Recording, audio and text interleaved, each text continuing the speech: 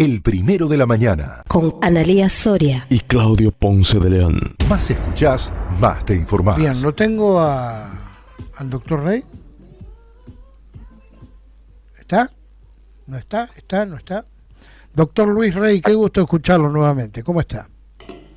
Un gusto grande escucharlo nuevamente, Claudio, y espero, como siempre, que tenga una exitosa nueva etapa en la radio y en estas nuevas redes sociales y de comunicación. Muchísimas gracias. Le deseo gracias. realmente mucho éxito.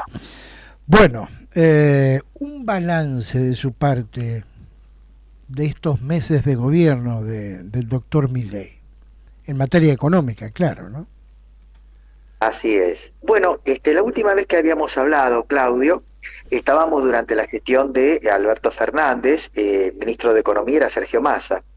En ese momento teníamos, al igual que ahora, atraso cambiario, inflación, un clima electoral y una economía que principalmente traccionada por la sequía imperante, ese año cayó en el año 23 un 1,6%. También habíamos hablado que tras las elecciones no podíamos esperar nada nuevo ni bueno en la economía nacional, con el eventual triunfo de la oposición, en ese momento Juntos por el Cambio, porque las ideas neoconservadoras parecían venir con mucha fuerza, lo cual presagiaba, habíamos dicho, una economía y una sociedad muy conflictiva. Y también habíamos hablado de un eventual choque frontal de trenes. Y esta conflictividad no se dio con ni con Horacio Rodríguez Larreta ni con Patricia Bullrich por Juntos por el Cambio, porque este frente entró en un brutal internismo que lo dejó tercero en la contienda electoral y que casi hace triunfar en primera vuelta al candidato oficialista Sergio Massa. Finalmente la alfombra roja hacia la Casa Rosada fue transitada por Javier Milei. El electorado tuvo 3 oportunidades para votar, imperó un voto bronca antikirchnerista que logró la reinstauración de las ya conocidas políticas neoliberales o libertarias que se impusieron actualmente con pizarra y bravura. El electorado en su mayor medida terminó votando a un verdugo ejecutor, y el kirchnerismo, entre tantos desaciertos en su extensa gestión, logró ser el gran responsable de este estado de arte y de la entronización de la actual administración. Y el choque frontal de trenes, o el chicken game, lo estamos presenciando, como ariete o mascarón de proa en el licenciado Javier Milei.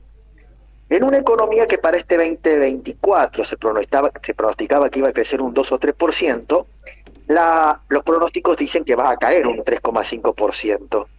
Este gobierno, en la tarde del 12 de diciembre, estableció una serie de medidas que generaron una autorrecesión económica por la severidad de los guarismos que estamos presenciando. Principalmente una devaluación del 118% que se trasladó a precios, una neotablita de Martínez de Oz, o sea, se estableció un sistema de Crown Impact de devaluación del 2% anual, que fracasó entre 1978 y 1981, y también en la convertibilidad, que aunque con un tipo de cambio fijo.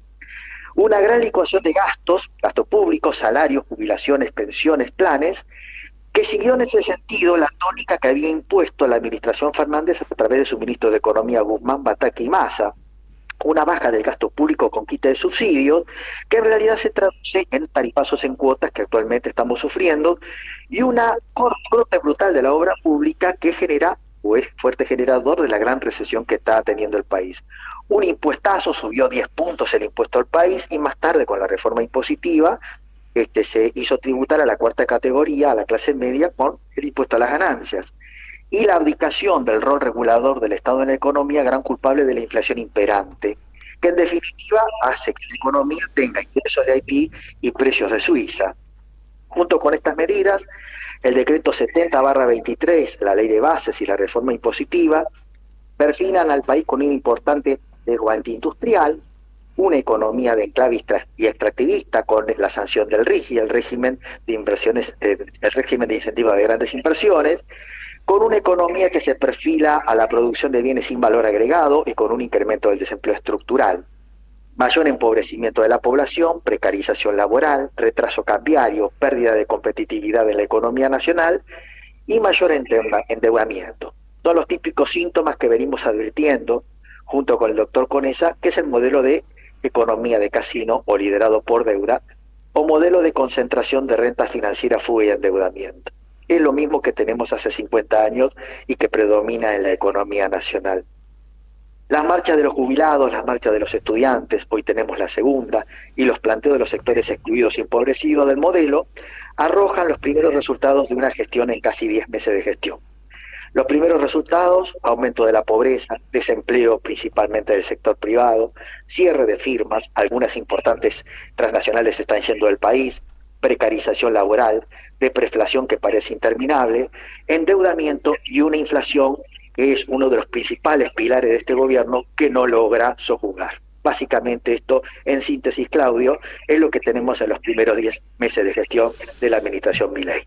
Bien, después de escuchar con mucho cuidado su columna, una sola pregunta. ¿Levantamos, superamos a corto, mediano plazo este parate de la economía? Claudio, no hay ninguna variable macroeconómica que hagan que esta economía pegue el volantazo hacia un crecimiento. El consumo está muy deprimido, el gasto obviamente está licuado y en baja, la inversión ha caído brutalmente y el sector externo, sobre la base de... Obviamente, fíjense que ha comenzado un conflicto internacional, veníamos con una coyuntura de bajo precio de la soja, bajo precio del petróleo, el carbonato de litio también no tenía buenos precios, por lo tanto, y una economía que está en ciernes rumbo a una recesión, hacía que tampoco el sector externo mostrara signos también de rehabilitación de la economía o de crecimiento. Vamos a ver qué pasa ahora con este conflicto internacional que ha ocurrido, pero probablemente el mundo caiga en una recesión y hay que ver qué pasa con los precios de los commodities, ¿verdad? Pero no hay ninguna variable que nos permita suponer que va a haber el rebote en B que el gobierno tanto pronostica y anuncia y espera. Hemos escuchado la columna económica del doctor Luis Rey. Rey, que siga usted muy bien, que tenga una buena jornada en lo que queda de ella. Gracias, saludos y éxitos por allá, gracias. El primero de la mañana. 100% periodismo.